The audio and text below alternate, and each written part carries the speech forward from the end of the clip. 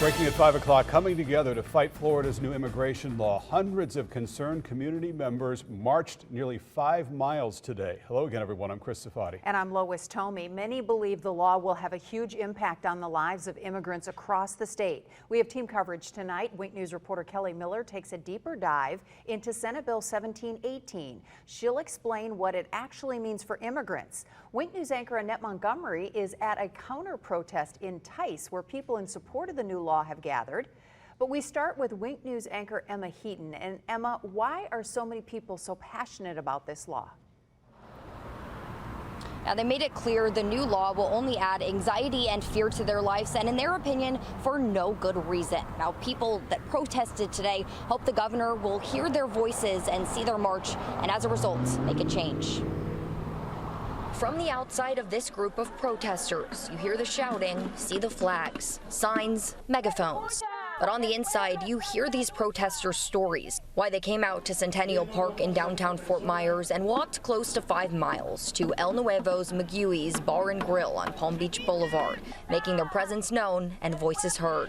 Sandra Capado doesn't speak English, but that doesn't mean she couldn't make her feelings clear about Senate Bill 1718, which becomes law Saturday. One provision makes it a third-degree felony to transport or harbor undocumented workers.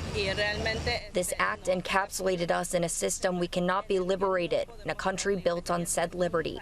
Capado gathered with hundreds of others who share the belief that Florida should welcome immigrants, not keep them away. Every step of the way, they shouted for change, held signs, waved flags.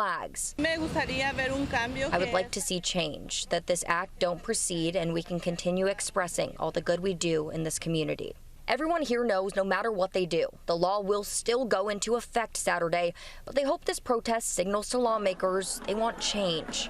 We came to fight for a dream. We feel abused with this law. We are not delinquents. We didn't come here to steal anything from anyone. We are all one country, one unity, one identity. And I think that's really important for us to remember that we are all people and we all deserve to have a safe space to live. My goal is to try and, just make a change out here. It's not right. It's just not right. So we got to do something to stop it. And whether that something will make a difference, only time will tell. I did reach out to the governor's office to see if they had reaction to today's protest, but no one got back to me. Live in Lee County, Emma Heaton, Wink News. All right, Emma, thank you. And just over an hour ago, a group began to gather in a counter-protest. Wink News anchor Annette Montgomery live at Chandler Hall Park in Tice. Annette, the people there are in support of the law and the governor. They are, but they told me that doesn't mean they're against immigrants. They're just in support of people coming into this country legally. Now, behind me, you can see supporters of Senate Bill 1718 waving their American flags. Some told me they came all the way from Okeechobee to show their support. Now, the signs they're holding, branding messages like border security equals national defense, support their argument that the new immigration law will keep Floridians safe. They also told me with the crippling debt in this country and other issues, they fear what could happen next. How can we take care of anybody else? If we don't take care of ourselves first, we cannot help anybody. And so we do have to have borders. Anybody should be able to come here to be an American, but you need to come here legally. Some of the protesters against the bill told me they fear what will happen to the families and children who may be separated after it's enacted on Saturday. And although some of these protesters told me they can sympathize with that, they said they really sympathize with the thousands of Americans who are still homeless and struggling to find a job here. Live in Tice, Annette Montgomery, Wink News. All right, thank you, Annette. As we continue to watch that spirited march, we are digging deeper into the complexities of Senate Bill 1718. Wink Investigates reporter Kelly Miller is here to break it all down. There's a reason SB 1718 is dubbed the strongest anti-illegal immigration bill in the nation. The measure introduces sweeping changes to employment practices, health care, and human smuggling penalties in the state. So here's a more detailed look at some of the key provisions. We'll start with the big one. Private employers with 25 or more employees must use the federal E-Verify system to vet the immigration status of their employees. Companies that fail to comply will be penalized. Hospitals that accept Medicaid must also ask patients about their legal status. Then hospitals will be required to provide that data to the Agency for Healthcare Administration. The law also appropriates $12 million from the General Revenue Fund for the governor's unauthorized alien transport program. That's the same one that took migrants to Martha's Vineyard last year.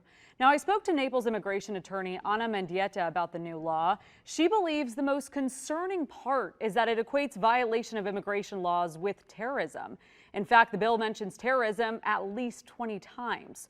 For the past month, Mendieta said she's been inundated with clients seeking guidance, even immigrants who have their documents and papers in order. Ultimately, Mendieta believes the governor is instilling fear, which will force hardworking people out of our state.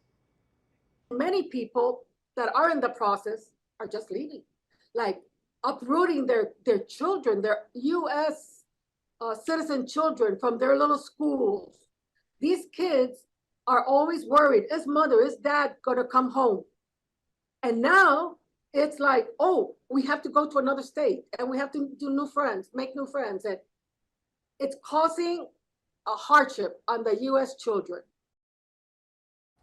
As complex as SB 1718 is, Mendieta also believes it lacks some key definitions if you just take a look at the law itself. For example, under the new law, a person who transports into Florida someone they know or should have known as an immigrant who has not been, quote, inspected by authorities could be charged with a felony. But the law itself doesn't actually clarify what inspection means, and that itself can have far-reaching consequences, such as thousands of false arrests. Now, another thing not clear is how the state will actually enforce this massive new law set to take effect on Saturday. Back to you.